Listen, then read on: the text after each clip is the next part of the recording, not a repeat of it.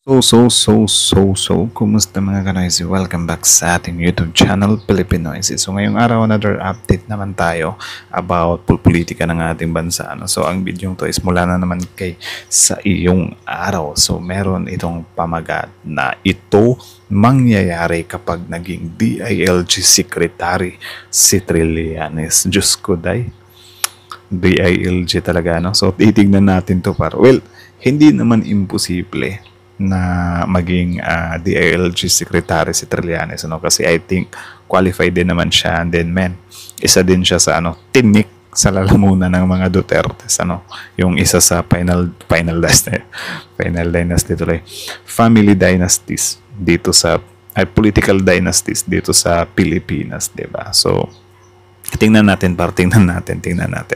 So bago natin simulan sa iyong araw, so nawala na tuloy ako. So, meron itong pamagat na ito mangyayari kapag naging DILG Secretary si Trillanes. So, bago natin simulan sa iyong araw, supportahan nyo yan. Tapos, syempre, Pilipinoisy, don't forget to like, comment, share, subscribe. So, mga kanoisy, di na natin patatagalin pa. Start.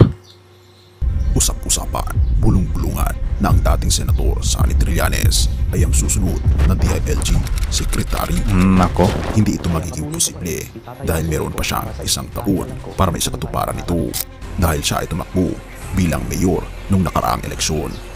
Pero paano nga kung si Trillanes ang magiging DILG Secretary? Ano ang Kayo pabor ba kayo doon? Or gusto nyo rin ba na maging DILG Secretary siya? Kasi based naman sa pinakita niya nung mga hearing doon sa Quadcom, diba? Palaban din talaga siya. And din siya lang talaga yung tao para na hinarap talaga yung mga Duterte sa term nila, 'di ba? Yung sila pa mismo yung administrasyon, hinarap talaga ng walang katakot-takot. Mangyayari sa mga Duterte? Ano ang mangyayari sa ating bansa? Halika, atin itong pag-usapan ang isang nakakagulat na revelasyon. Excited na ako, DILG Secretary Sonny Trillanes. Uy, na-stop. Tuloy-tuloy. Abangan. Ito congratulations, Senator Antonio Trillanes IV, the next DILG Secretary in the Republic of the Philippines. For the next DILG Secretary, Senator Antonio Trillanes, congratulations, sir. Actually, ayaw kong sabihin yan kasi baka sabihin fake news ako. Sir Ninyo, ayaw ko talaga siyang bigkasin. Actually, nalaman ko po yan kahapon lang na magiging DILG Secretary nga daw. Papalit daw. Hoy, talaga ba? Anak ng teteng, si Attorney Claire Castro pa nga lang, hindi na nila kayang harapin. What more na lang kung idagdag pa si Trillanes.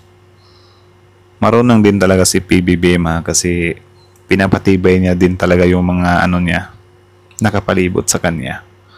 Diba? Mas lalong iyak yung mga DDS niyan. Sasabihin na naman nila, ginigipit kami. Kapag nagigipit sila, ginigipit sila yung mga actions lang naman nila yung dahilan kung bakit nagigipit sila.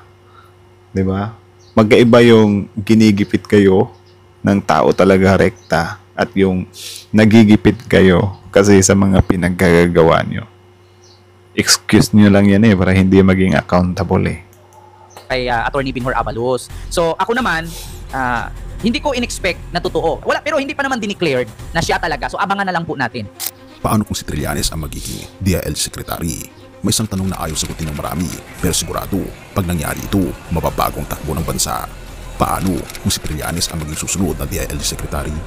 Akala mo simpleng appointment lang ito, pero teka. Iyak yan for sure. And then syempre, si Trillanes na naman yung babakbakan. Kasi nung sa ICC issue, never nilang binakbakan talaga ng todo si Trillanes. Si PBBM lang talaga. So kung ilalagay si Trillanes dyan sa DILG Secretary, baka at least may kasangga na si PBBM na saluhin yung mga bato sa kanya. Ang tanong, kakayanin ba ng mga DDS to or ng Duterte to? Lang ang totoo, hindi lang ito basta posisyon. Ito'y kapangyarihang hawak ng buong PNP, mga mayor, gobernador, at mismo mga proyekto sa grassroots level. Pero anong mangyayari sa mga Duterte? Anong mangyayari sa Pilipinas? Hindi ito kwentong pang MMK, ito'y political earthquake waiting to happen. At dito na ang simula ng alon Trillanes versus Duterte. Ayan na. Si Trillanes, isang dating Well, matagal na nagsimula yan, pero I think mas maganda if ever nasa DILG secretary siya kasi, nasa sa kanya na yung upper hand. Navy officer, senador at vocal critic ni Duterte at maging ng kanyang mga pamilya. Isipin mo biglang siya na ang boss ng mga pulis at lokal na pamahalaan. Pero hindi lang ito pagbabalik, isa itong pagbawi ng kontrol, pagbawi ng hustisya, at maaring pagbawi ng mga kasong matagal nang nalilimot. Anong mabubuksan? Kung hawak ni Trillanes ang DILG, maaring mabuksan ang mga iniiwasang kaso ng EJK na sangkot si Duterte at maging ang kanyang mga anak. Isang pa dito ang napakainit na Siyempre, doon talaga siya babakbakan dyan. komento ni Trillanes laban kay Pulong Duterte. Maaari niyang ilantad ang mga opisyal na dati untouchable, mga mayor, mga police chief at mga alyado. Therefore, ang mga pro-Duterte, LGUs magsisimulang kabahan kahit ang mga disangkot madadamay sa pagyugyog ng sistema. Well, ipoprotect ni Senator Bato yan. Pinoprotektahan niya nga ngayon yung mga police daw na mga loyal sa kanila eh. Diba? According to Bato, ini-interview nila yung mga police na mga loyal sa amin. Ini-interview na ng ICC.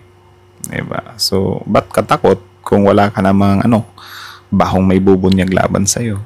Diba? Di mo naman pwedeng sabihin na tinakot sila kasi kung wala namang katakot-takot, di ba't sila matatakot? Kaya nga sabi ni Panelo sa inyo, di ba, or kay Harry Roque, ba't naman ako matatakot sa gobyernong to? Wala naman silang pwedeng ibato sa akin. Di ba? Iba yung criticism over sa intriga eh. Di ba? Iba yung panggigipit sa may intriga ka talaga. At ito magkakaroon ng posibleng pagbaliktad ng gulong. Ang dating nagpapatawag ng mayor at general, ngayon baka siya na ang mapatawag from kingmaker to the one on trial. Baka hindi lang simpleng political move ito, baka ito na ang simula ng pag-angat muli ng oposisyon. At dito magkakaroon ng tensyon, reforma o giyera sa politika. Hindi lang si Trillanes ang papasok sa DILG, papasok din ang takot sa mga opisyal na minsang pinaburan. Papasok ang pressure sa mga tauhang sanay sa utos ng iba at papasok ang ideyang baka may pagbabago pala. Therefore, makakakita tayo ng posibleng reforma sa LGU, mas istriktong audit, mas malinaw na accountability. Pero ligtas pa ba ang mga luma? Kung lumalabag sa batas ay talaga namang kakabahan. Pero hindi lang sila ang apektado, tayong lahat maapektuhan. Ang direksyon ng anti-drug war, kapangyarihan ng barangay hanggang sa peace and order, babaguhin. So, nung dapat Tama naman. Marami din talagang tatamaan kasi yun nga, yung war on drugs naman is hindi lang naman yun sa taas. Meron din sa baba. Like, grabe din talaga yung kooperasyon kasi yun nga, merong reward system. 'Di ba? So, mas malawak pa siya sa inaasahan natin. Kapag naging DILG Secretary si Trillanes, hindi lang ito issue ng posisyon, issue ito ng kapangyarihan, ng hustisya at ng pagbawi ng narrative. Therefore, ang tanong ngayon, handa ba ang Pilipinas sa isang DILG na may dugong rebelde? Handa na ba si Duterte sa isang gobyernong baka bumaliktad ang alas? Tayo sa tanong, paano kung si Bumaliktad yung alas eh. Trillanes ang maging susunod na DILG Secretary? Ang tanong pala ay hindi lang paano, kundi anong mangyayari sa susunod. Yun lang. Have mercy, O God, at purihin ang ating Panginoong Diyos. So, yun lang naman mga kanoisis. So, kayo, ano masasabi niyo dito? Comment down below. Tapos yun, pag-usapan natin yan sa comment section. So, again, ang video to is mula kay sa iyong araw. So, supportahan nyo yan. Original video link in the description box below. Tapos, syempre, bago nyo iwan yung YouTube channel natin, Pilipinoisis, don't forget to like, comment, share, subscribe. So, kita nyo naman yun para malinaw pa sa klaro yun. So, according kay Kent Garcia, may narinig daw siya na magiging DILG Secretary si Trillanes. Pero syempre, since hindi pa naman siya nangyari or hindi pa din, or wala pa tayong nakikitang sinasabi dun sa Malacanang or whatsoever, edi parang 50-50 pa lang siya or parang hearsay pa lang siya. Diba? Pero yun nga, capable naman din siya or okay lang din naman or capable pa or something like that. Capable din naman capable ba? Or karapat-dapat ba? Or okay siya, or fit yun. Fit din naman si Trillanes. Or ewan ko lang sa inyo kung fit ba si former Senator Trillanes dito sa pagiging DILG Secretary. Bulol talaga yan, pagiging DILG Secretary. Kasi for me naman, okay din yun. Goods yun. Kasi alam naman natin, di ba, na isa din to si Trillanes sa parang talaga, devoted talaga na tibagin itong mga Duterte to. di ba? Dito sa bansang Pilipinas.